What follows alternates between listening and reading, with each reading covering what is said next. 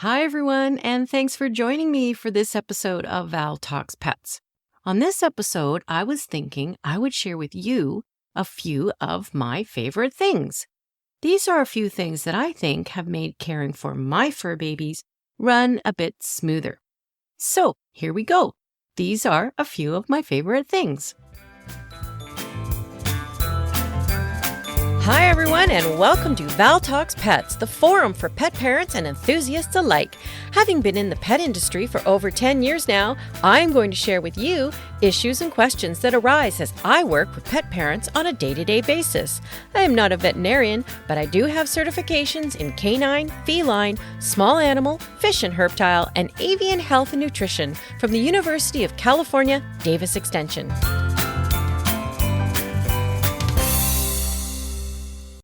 One item I have that helps with dealing with the kitty litter is a litter locker. A litter locker is kind of like a diaper genie that allows you to scoop your litter into a canister and lock it away. I have the actual brand litter locker, but there is also the litter genie and other generic brands that do somewhat the same thing. The canister has a cartridge that goes in the top, which houses basically a long sleeve of plastic. Once you learn how to set up the system, you scoop the litter and open the top, put the used litter in, and pull a drawer-type handle, and the litter falls into the sleeve that is in the canister. When you want to dispose of the litter, you lift up the top, and there's a cutter within the canister, and you slice off the sleeve above the used litter. Take that away, tie the bottom of the sleeve, and start over. I know it sounds rather complicated, but once you do it, it's quite straightforward. Why do I like my litter locker? Well, it keeps everything in one place, and it really contains odor. I have tried other containers for used litter, but rather unsuccessfully. You know those plastic sleeves they put newspapers in? I've tried those. The width of those bags are not quite the width of a normal litter scoop, and I found I missed the bag more than I got litter into it. As for plastic bags, period, where I live, there is a ban on plastic bags, so you don't get any when you go shopping. So those are going by the way of the dodo. Bags that are compostable that you put in the compost bin are an option. However, for me, I would be wasting perfectly good compost bags going to garbage because we cannot put kitty litter in the green bins. Last option would be to just use dog poop bags. Now, we use this method with our work cat. It just seems silly to have a bunch of poop bags full of cat litter hanging around until garbage day. So for me, it's the litter locker. It keeps everything tidy, easy to dispose all at once, and odor is locked down. My next favorite item is Tundra's Light Up Disco Collar. A company by the name of Night Eyes has a few different products to allow your dog to be visible in the dark. They have a medallion that lights up that is attached to your dog's collar, or a collar that you just push over their head. This is the one I like. So this collar is a special tube of plastic where both ends are pushed into a plastic receptacle. The receptacle has a light in it, and the on button is on the outside to turn on the light. When you turn on the light, the tube lights up in brilliant color, and believe me, it can be seen from quite a distance. I have the disco one, which means you can set the color to red, blue, or green statically, or you can have it cycle through the colors. The best part about this collar is that it is USB charged, no batteries. Tundra can walk up into our forest, foraging around in the dark, and we can see him no problem. The only small drawback, and it certainly may be only to a few dogs, is that Tundra likes to roll around like a crazy boy in the snow, and the tube has become dislodged from the receptacle. He will come in minus his collar, and I have to trudge out in the snow to find a bright red circle lying on top of the snow. So I make sure I give the tube a good push into the receptacle before putting it on him to go out, and that seems to really help. So Night Eyes light up collar, love it. Super visible and USB chargeable. My next item was one that originally was met with a bit of skepticism, not so much on my part, but hubby thought it was a bit ridiculous, but changed his tune. We give Tundra a shower in our driveway in the summer. We can hook up the hose to the laundry tub to get warm water, and this way he doesn't feel claustrophobic in a tub. We have taken him to a self-dog wash, and he was not a fan.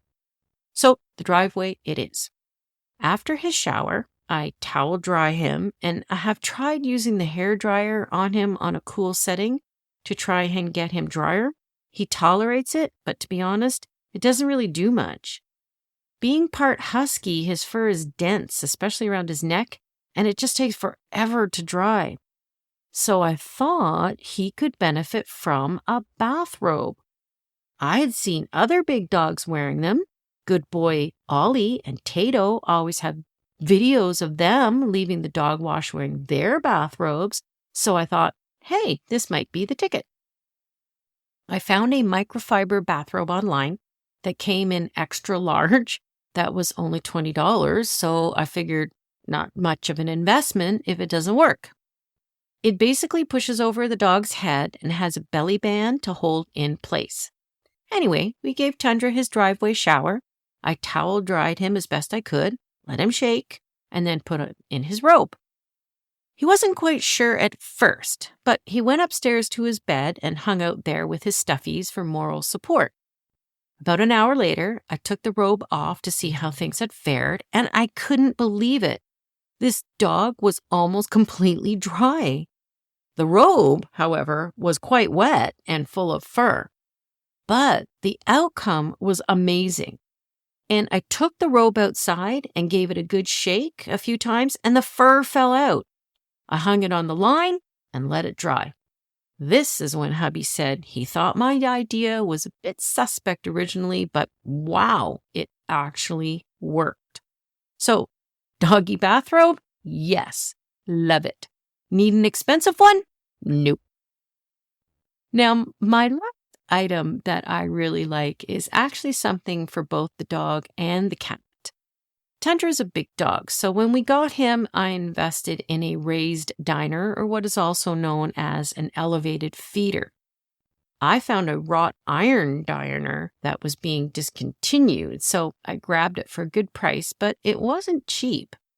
It has 2 bowls that came with it that are rimmed with rubber underneath, so they don't move around when he's drinking or eating. I really think that raised diners are very beneficial for large dogs. According to sandlabradors.co.uk, raised dog bowls make the process of drinking water easier, as the water flows easier down the esophagus. It also puts less strain on their neck, and if they're old or suffer from any physical conditions, it can reduce the pressure on joints and bones. Tundra's diner stands 1 foot high. He seems to be able to stand nice and straight while he eats without bending down, and I think it makes eating for him a lot more comfortable than having to bend down. As for Rory, cats eat a bit differently. Often he will hunker down to eat and sometimes stand. For him, I have a slanted cat bowl that has ridges. The tilted bowl also can help with strain and avoid spine issues or discomfort. Some people have noticed a reduction in their cat vomiting once they began feeding them with a tilted bowl.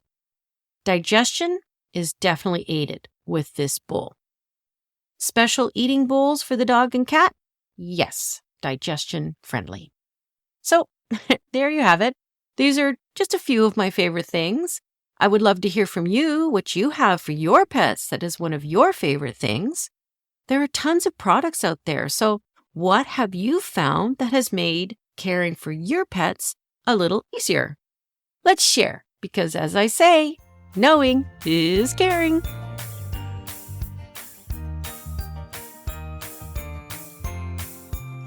Thank you for listening to Val Talks Pets. Please remember to follow or subscribe to ensure that you never miss an episode. To really help the show and to make it easier for others to find, please rate and review each episode that you find interesting and helpful. And don't forget that you can also email me at val@valtalkspets.com with topics you would like me to address or with any questions you may have. Also, check out my website at valtalkspets.com and let me know what you think and how we can improve upon it. Thanks for caring.